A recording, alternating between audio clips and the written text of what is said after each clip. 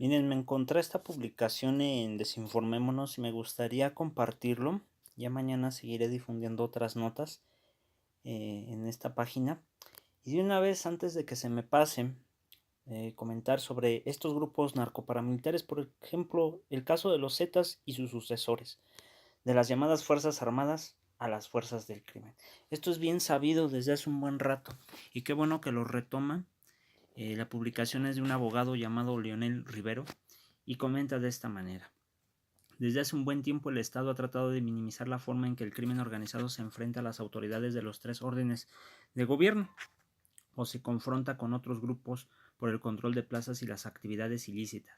Una revisión hemerográfica sobre la actuación de los cárteles permite advertir que al menos de los dos últimos lustros el crimen organizado ha crecido y se ha diversificado exponencialmente, ya que además de contar con grupos dedicados a la vigilancia, llamado el halconeo, a la recolección de cuotas por extorsión, a la venta callejera de droga, narcomenudeo y el trasiego de enervantes, personas, autos robados y todo tipo de mercancía, opera con células paramilitares, con un alto margen de autonomía que les permiten actuar en zonas cada vez más amplias sin que la autoridad pueda detectarlas oportunamente.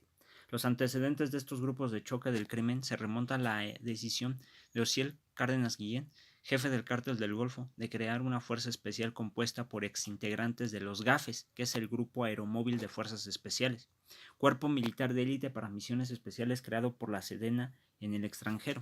Cárdenas Guillén ofreció suficiente dinero a estos gafes para que ellos desertaran y fueran su brazo armado y enfrentar a los cárteles rivales y a las fuerzas del orden. Así nacieron los Zetas. Ellos actuaban como grupos tácticos asestando golpes precisos que exhibían el magro trabajo de inteligencia que realizan las autoridades encargadas de seguridad pública.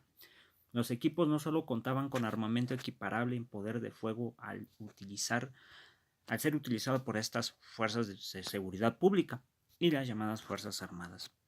También los elementos que integran las células de los Zetas contaban con entrenamiento militar especializado. Por ejemplo, en ciertos municipios del estado de Guanajuato, el cártel de Santa Rosa de Lima emplea tácticas similares a las ejecutadas por la guerrilla urbana, con ataques rápidos y sorpresivos a las fuerzas de seguridad pública, así desgastarlas, exhibir su incapacidad y disminuir su moral. Fíjense, esto es bien interesante. Yo creí que estaba disminuido el cártel de Santa Rosa, pero creo que cada vez se está fortaleciendo de una forma muy sigilosa. Vaya manera. Es evidente que el cártel de Santa Rosa de Lima opera a partir del temor, indiferencia o aquiescencia tácita de un segmento de la población, lo cual permite efectuar sus operaciones armadas y perderse entre la gente, en la población, es decir, reinsertarse sin ser detectado. Esas acciones solo pueden realizarse cuando existe esta aquiescencia, temor o indiferencia de la ciudadanía, como lo que ocurre en Guanajuato. Hay una inacción de la gente de allá. No hay manifestación, no hay organización. Y es lo mismo que está pasando en Michoacán y en el Estado de México. Situación, fíjense bien, y no estoy tan lejos. Situación similar se presenta en algunas regiones de los estados de México, Puebla, Hidalgo y Veracruz, en donde las fuerzas del orden y el ejército al realizar labores para prevenir el robo de combustible, o denominado huachicoleo, se han confrontado con un segmento de la población que protege a los delincuentes, como el caso de los que fueron al Alto Lucero, no al Alto Lucero, no, de los que fueron cerca de las Chuapas, que fueron a vacacionar y que dijeron que eran secuestradores y la chingada. O sea, es la misma estrategia que utilizan los delincuentes para agarrar a cualquiera y empezar a atemorizar y que ya no vuelvan a entrar, aunque no sean delincuentes, aunque sean turistas, no importa, ellos ya no quieren atraer el turismo. Ese es el mensaje que han dejado allá en esos pueblos. Buena parte de la aceptación es resultado de la red de complicidades generada a partir de los beneficios económicos que propició durante años la industria del huachicol. Las ventajas que obtenían los grupos alcanzaba para beneficiar a un segmento de la población a través de las actividades de venta al menudeo, distribución y vigilancia dirigida a detectar los operativos policíacos. El combate a las bandas dedicadas al huachicol ha desgastado las bases que sostenían las relaciones económicas y de poder que los grupos fácticos mantienen con la población en sus zonas de influencia. Los efectos de dicho combate aún son impredecibles, en tanto que las acciones gubernamentales no van acompañadas de planes de desarrollo económico. Hasta el momento, el llamado gobierno de la República se ha inclinado por la implementación de programas asistencialistas, que por lo regular terminan generando relaciones clientelares, que benefician los intereses de la clase gobernante. En varias entidades de la República, la ejecución de estos programas sociales está a cargo de militantes del llamado Partido Morena, el Movimiento de Regeneración Nacional, que para nosotros es el primor, imprimiéndole un sesgo político con visión clientelar.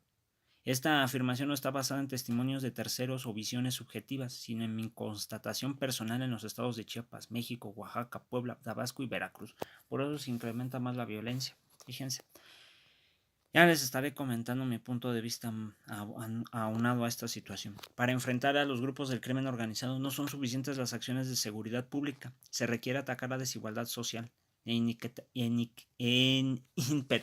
inequitativa distribución de la riqueza. También se requieren políticas públicas con enfoque de derechos humanos que hagan efectivo el acceso de la población a la alimentación, la salud, la vivienda, la educación, el trabajo, entre otros derechos. Parafraseando a Karl Marx, un fantasma recorre los pasillos de la avenida Pino Suárez. Es el espectro de la corrupción, que por la información que circula en los diarios nacionales, aquella corre galopante por el interior del Poder Judicial de la Federación. La decisión del ministro presidente llamado Arturo Saldívar Lelo de la REA de atacar a la corrupción que prevalece pero que no es genérica, en ciertos circuitos del Poder Judicial de la Federación, envuelve el reconocimiento expreso de que ese fenómeno ha echado raíces desde hace tiempo en los tribunales federales. Mi experiencia cotidiana como usuario del sistema de administración de justicia federal y los lazos de confianza forjados con un grupo importante de funcionarios judiciales me permite afirmar la existencia de actos de corrupción a partir de ciertas anécdotas sobre la actuación personal judicial de algunos juzgadores. Coincido totalmente con los funcionarios judiciales que me han brindado su confianza en que la corrupción debe ser combatida de manera directa sin ambages, imponiendo castigos ejemplares a los infractores. Solo así podrá aspirar el ciudadano a la impartición de una justicia imparcial. Pasado el temporal de la reducción de sueldos, se hace necesario que el personal del Poder Judicial de la Federación dé un paso hacia atrás que le permita tener un panorama más amplio y que den cuenta que en este país está cambiando y que ellos también tienen el deber de hacerlo. Es muy interesante, algunas cosas sí como que me confunden un poco, pero hay otras que sí tienen mucha razón. Esta situación del paramilitarismo es ocasionado por la afluencia de dinero, vamos a decirlo, del poder y lo que te ofrece el crimen organizado más que lo que ofrece el trabajo, pero además de eso, la dignidad. A ellos no les importa la dignidad. Si realmente tuvieran dignidad no se prestarían a esto. De verdad. Pero hay gente que tiene broncas mentales o que tienen broncas de necesidades, pero a veces esas necesidades se les olvida y ya piensan más en el dinero y piensan más en acabar con la vida de los demás. ¿Por qué? Pues por antojo.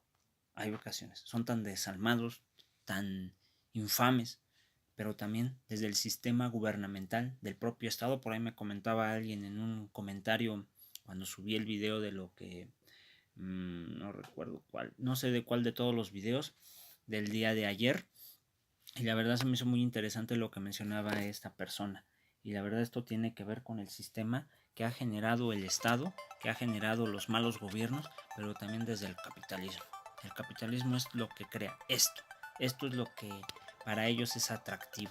Fíjense nomás, con qué descarez, con qué desfachatez, y hasta los mismos empresarios son parte de esta colusión. En fin, ahí se los dejo, compas. Cuídense y saludos.